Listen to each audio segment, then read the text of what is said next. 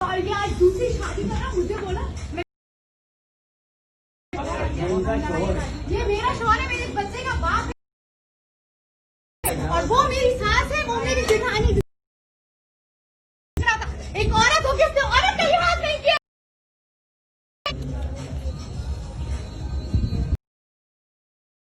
ये मेरा शौहर है।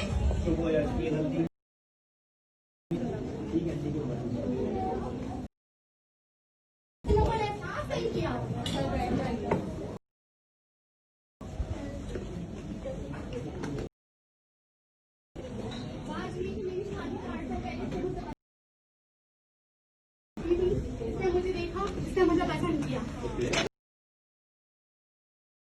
इसके घर वाले आए, हर फंक्शन में मेरी पहले मंगनी हुई है, फिर